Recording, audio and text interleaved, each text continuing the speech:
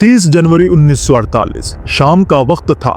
दिल्ली के बिरला हाउस में सब कुछ बिल्कुल नॉर्मल लग रहा था, जैसे हर दिन होता था। अंदर महात्मा गांधी और होम मिनिस्टर सरदार वल्लभ भाई पटेल के बीच एक इम्पोर्टेंट मीटिंग चल रही थी। मीटिंग शाम 4 बजे शुरू हुई थी, लेकिन आज थोड़ी ज्यादा लंबी चली। इस वजह से गांधी जी अपने रोज की प्रार्थना सभा के लिए लेट हो रहे थे। जैसे ही मीटिंग खत्म हुई, लगभग 5 बजे 10 मिनट पर गांधी जी अपने 2 सहयोगी आबा और मनु के साथ बिरला हाउस से प्रार्थना स्थल की तरफ बढ़ने लगे। वहाँ पहले से ही 250 से ज्यादा लोग उनका इंतजार कर रहे थे। इसी भीड़ में खाकी कपड़ों में एक दुबला पतला आदमी भीड़ को चीरते हुए तेज कदमों से गांधी जी की तरफ बढ़ता है। गांधी जी जैसे ही प्रार्थना स्थल के पास पहुंचते हैं, वो आदमी आगे बढ़कर उनके पैर छूने का नाटक करता है। आभा उसे रोकने की कोशिश करती है, लेकिन वो आदमी उन्हें जोर से धक्का दे देता है और उससे पहले कि कोई कुछ समझ पाए, 3 गोलियां, एक गांधी जी के सीने में और 2 उनके पेट में। गांधी जी के मुंह से सिर्फ 2 ही शब्द निकलता है राम, और वही जमीन पर गिर जाते हैं।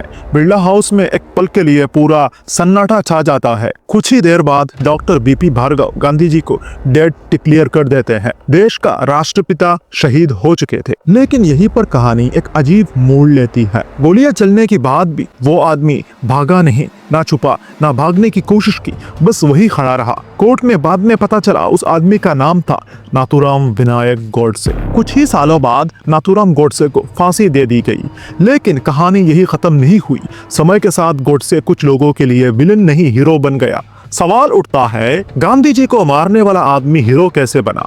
नाथूराम गोडसे था कौन, और कौन सी सोच थी जो उसे इस हद तक ले गई? हम उसी सवाल का जवाब ढूंढने वाले हैं। दोस्तों, वीडियो को शुरू करने से पहले प्लीज इस चैनल को सब्सक्राइब कर देना और साथ ही साथ बेल आइकन दबाना मत भूलना। नाथूराम गोडसे का जन्म 19 मई 1910 महाराष्ट्र के बारामती में हुआ। उनके पिता विनायक बामन राव गोडसे पोस्ट ऑफिस में काम करते थे। माँ लक्ष्मी एक हाउसवाइफ थी। उनके जन्म से पहले उनके माँ बाप के 3 बेटे पैदा होते ही मर चुके थे।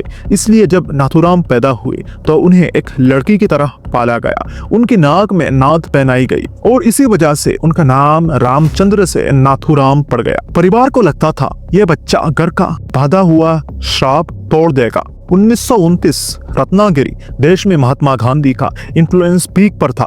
Non cooperation movement, khadi, Congress. Nathuram भी शुरू में गांधी जी से प्रभावित थे और कांग्रेस रैलीज में जाने लगे। पर इसी दौरान उनकी मुलाकात होती है विनायक दामोदर सावरकर से और यहीं से गोडसे की सोच बदलनी शुरू होती है। एक तरफ कांग्रेस का सेकुलर इंडिया, दूसरी तरफ आरएसएस और हिंदू महासभा का हिंदू राष्ट्र का आइडिया। और जब मुस्लिम लीग सिर्फ मुस्लिम इंटरेस्ट की बात कर रही थी, गोडसे ने कांग्रेस के ऊपर हिंदू ऑर्गेनाइजेशन को चुना। 1937 के बाद गोडसे आरएसएस और हिंदू महासभा दोनों से जुड़ चुके थे। उन्होंने स्पीचेस देनी शुरू की, आर्टिकल्स लिखने लगे और गांधी जी की पॉलिसीज को वीक कहकर क्रिटिसाइज करने लगे। उनके लिए गांधी जी की अहिंसा सिर्फ हिंदुओं को कमजोर कर रही थी। यही से नफरत ने सोच की जगह ले ली। 1944 पंचगनी, गोडसे ने पहली बार गांधी जी को मारने की कोशिश की चाकू से, पर फेल हो गया। फिर सितंबर 1944 दोबारा अटेम्प्ट, फेल हो गया। और फिर आया पार्टीशन, दंगे, लाशें, ट्रेनों में भरे हुए शव, और फिर गांधी जी का वो कहना, इंडिया सबका देश है। गोडसे के लिए यह बात बर्दाश्त के बाहर थी। जनवरी 1948 गांधी जी अनशन पर बैठते हैं। डिमांड, दिल्ली में दंगे बंद हो, पाकिस्तान को 55 करोड़ रुपए दिए जाए।